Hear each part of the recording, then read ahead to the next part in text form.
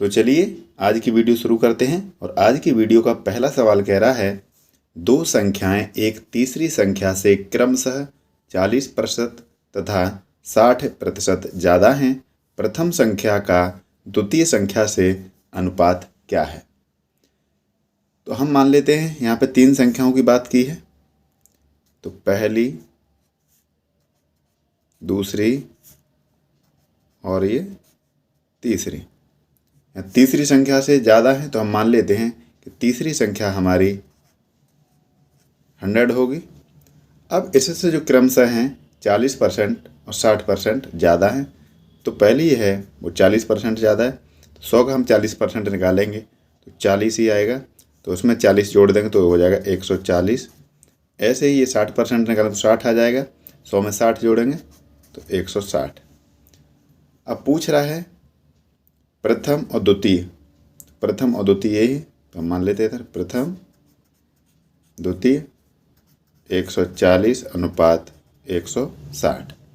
0 से 0 कट जाएगा, 2 सत्ते 14 और 2 अट्ठे 16, और यही हमारा इस सवाल का आंसर हो जाएगा 7 अनुपात 8।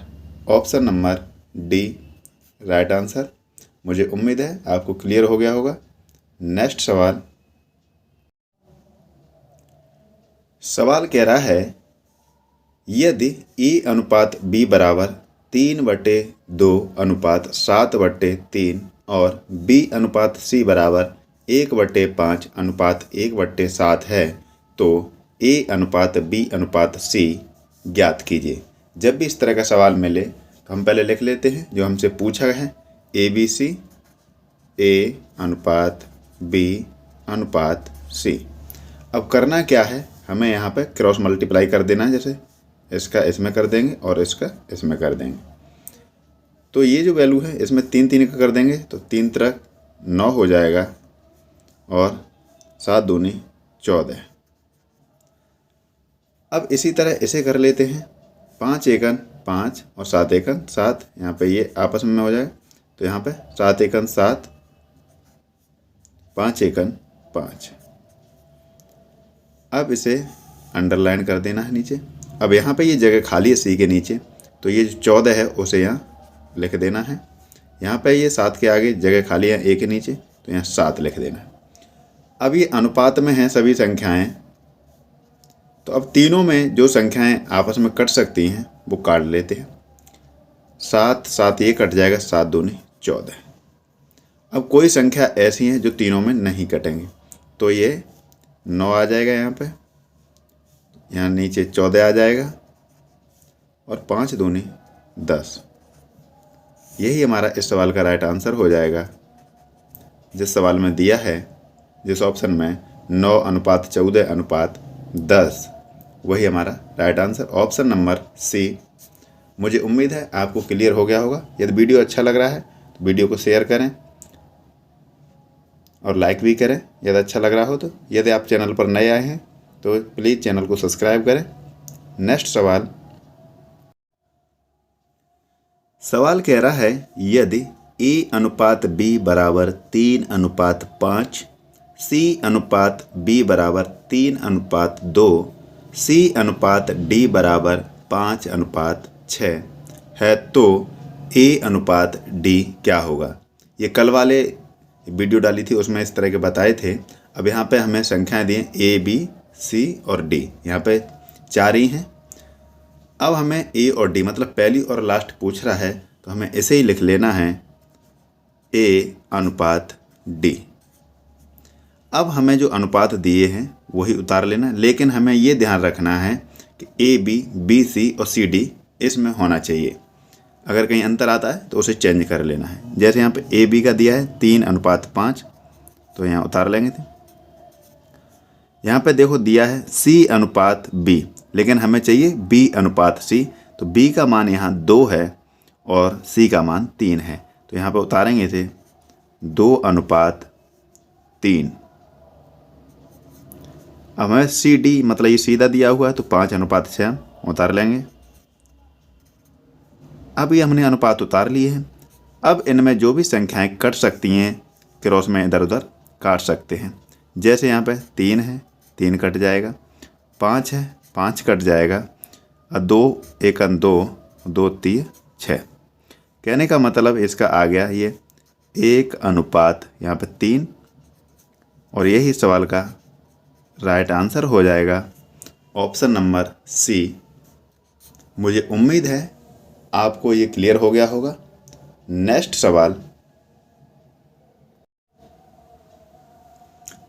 सवाल कह रहा है 3900 रुपये को एल, के और जे के बीच 1/2 अनुपात 1/3 अनुपात 1/4 के अनुपात में विभाजित करने पर के को कितनी राशि प्राप्त होगी। जब भी इस तरह का सवाल मिले तो हम पहले लिख लेते हैं यहाँ पे एल अनुपात के अनुपात जे। हमें इनका जो अनुपात दिया है लिख लेते हैं यहाँ पे 1/2, 1/3 और 1/4। अब करना क्या है, जो नीचे हमें जो 2 3 4 जो दिया है इनका हमें ले लेना है एलसीएम, और इनका एलसीएम आएगा 12। अब 12 को हमें यहाँ लिख देना है। अब इसे सॉल्व कर लेना है। जैसे 2 छक्के 12, 6 एकन 6 आ जाएगा ये, 3 चौक 12, 4 एकन 4, 4 तिये 12, 3 एकन 3। अब इनका ये अनुपात आ गया, इस अनुपात में इनको बांटना है। अब देखेंगे हमें टोटल धन कितना था, यहाँ 3900, तो लिख लेंगे 3900। अब यहाँ पे क्योंकि 3 लोगों के बीच में था और तीनों का अनुपात भी हम यहाँ पे जोड़ लेंगे, 6 4 10 और 3 13, 13 के बराबर 3900 है। अब यहाँ पे पूछ रहा है के, तो के का जो मान आया है वो 4 आया है यहाँ पे, तो 4 से हम गुणा कर देंगे। 13 तिये 39, 2 जीरो ये आ गई।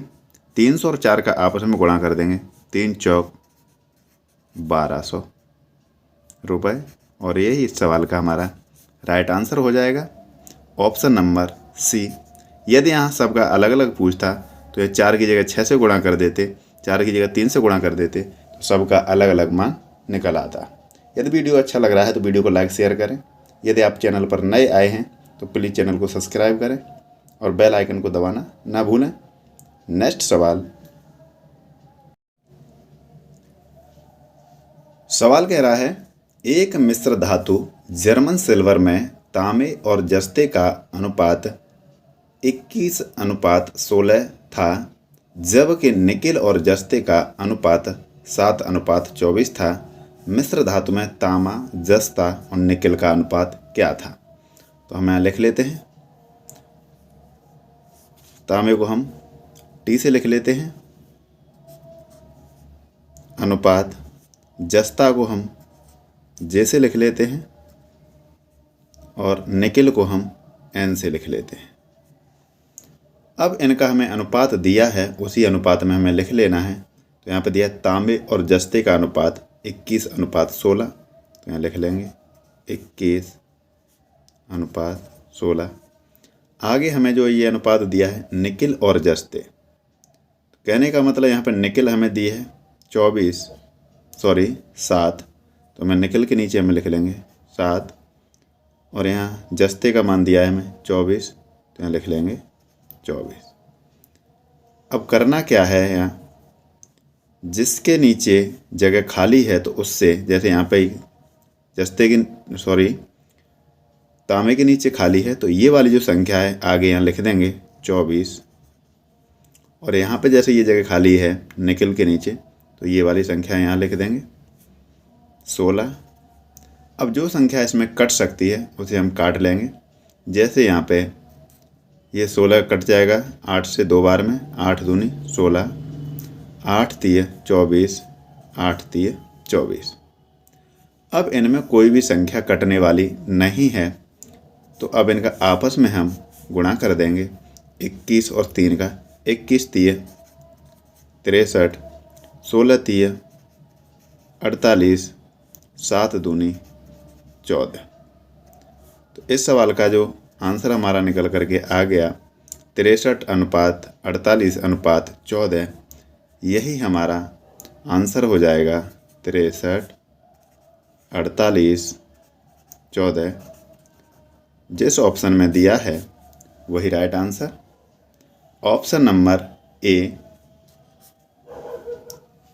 मुझे उम्मीद है ये भी आपको क्लियर हो गया होगा। नेक्स्ट सवाल कह रहा है जर्मन चांदी की एक मिश्र धातु में तांबे और जस्ते का अनुपात 19:6 था, जबकि निकिल और जस्ते का अनुपात 7:4 था। मिश्र धातु में तांबा, जस्ता और निकिल का अनुपात कितना था? तो हम वैसे ही लिख लेते हैं, पिछले वाली सवाल की तरह ही है ये भी। तांबा को हम टी से लिख लेते हैं अनुपात, जस्ता को जे से लिख लेते हैं अनुपात, निकिल को हम एन से लिख लेते हैं। अब यहाँ पे हमें दिया है तांबे और जस्ते का अनुपात 19:6, तो हमें लिख लेंगे 19:6। आगे दिया है हमें इसमें निकिल और जस्ते, तो जस्ते का मान 4 है यहाँ पे। ये हमें विशेष ध्यान रखना है, क्योंकि जो हमें जिस हिसाब से हमने ये लिखा हुआ है उसी हिसाब से हमें अनुपात रखना है। और निकिल का अनुपात है यहाँ पे 7, तो निकिल के नीचे हमें 7 रखना है। अब यहाँ पे ये जगह खाली है, तो ये वाला 6 है वो यहाँ रख देंगे, और यहाँ 19 की जगह नीचे ये जगह खाली है तो 4 यहाँ रख देंगे। अब इसमें जो संख्या कट सकती हैं अनुपात में वो काट लेते हैं, तो यहाँ ये कट जाएंगी।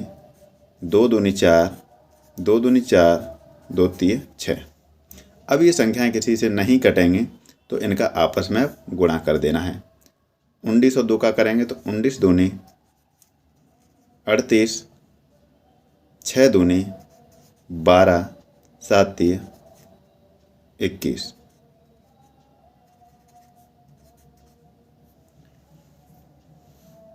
इसी सवाल का हमारा आंसर निकल कर के आ गया 38:12:21। मैं इधर लिख देता हूँ 38:12:21। जिस ऑप्शन में दिया है वही हमारा राइट आंसर हो जाएगा। Option number C right answer. मुझे उम्मीद है आपको ये भी क्लियर हो गया होगा। यदि आपको इस तरह का सवाल मिलता है तो इसी तरीके से करना। नेक्स्ट सवाल कह रहा है यदि a बराबर 2 b/3, b बराबर 2c/3 तथा c बराबर 2d/3 है तो b तथा d का अनुपात ज्ञात कीजिए। जब भी इस तरह का सवाल मिले तो सबसे पहले हम इसे लिखना बता देते हैं कैसे लिखना है। अब यहाँ पे हमें a, अब ये b है यहाँ पे बराबर 2 गुणा b/3 आ जाएगा। अब यहाँ पे हमें b का मान दिया है b बराबर 2c/3 और इधर हमें c का दिया है 2d/3। अब जब हमें ये जो a b है b इधर आ जाएगा, आगे मैं बता देता हूँ a/b बराबर, अब यहाँ पे हमारा रहेगा 2/3। ऐसे इधर लिख लेंगे इसे, b/c इधर आ जाएगा तो ये भी हो जाएगा 2/3 और c बराबर लिखेंगे, c के इधर d आ जाएगा नीचे, d 2/3। अब हमसे पूछा है तो सबसे पहले हम इनका मान निकाल लेते हैं। तो हमें संख्याएं दी हैं 4, चारों को हम इधर लिख दें a/b/c/d।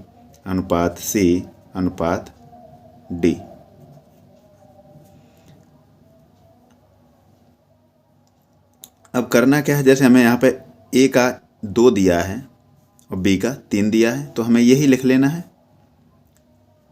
a के नीचे 2, b के नीचे 3, आगे b के नीचे 2, c के नीचे 3, आगे c के नीचे 2 और d के नीचे 3। अब ये पिछला वाला हमें तरीका पता चल गया कि जो जगह जिसके पीछे खाली है, जैसे यहाँ पे c के नीचे खाली है तो ये वाला जो 3 है वो यहाँ रख देना है आगे तक, यहाँ पर भी 3 रख देना है। अब इधर ये जगह खाली है तो यहाँ 2 रख देना है, इधर भी 2, इधर भी 2। अब जो इनमें कट सकती है वो काट दीजिए, नहीं कटती है तो सीधा सीधा आपस में गुणा कर देना है। अब देखते हैं इसमें कौन कौन सी संख्याएं कट सकती हैं, उन्हें हम काटेंगे। अब जैसे यहाँ पे हमने देखा तो इसमें कोई भी संख्या आपस में नहीं कट रही है, तो अब हमें करना क्या है, इनका आपस में 2 दूनी 4, 4 दूनी 8, 3 दूनी 6, 6 दूनी 12, 3 त्रिक 9, 9 दूनी 18, 3 त्रिक 9, 9 तिया 27। अब इनका ये अनुपात निकल करके आ गया। अगर हमसे पूछता चारों का ABCD का अनुपात तो हमारा आंसर ये हो जाता, लेकिन पूछ रहा है B तथा D, तो हम यहाँ लिख लेते हैं B अनुपात D। अब B का हमें मिला है यहाँ पे 12, तो यहाँ 12 लिख लेते हैं। अनुपात D का हमें यहाँ मिला है 21, तो मैं 27, यहाँ 27 लिख लेते हैं।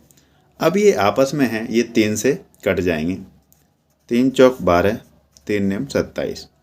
और जो ये अनुपात होता है इसका भी बट्टा होता है, जैसे मैंने अभी इधर किया था, तो हम लिख लेते हैं B/D बराबर 4/9।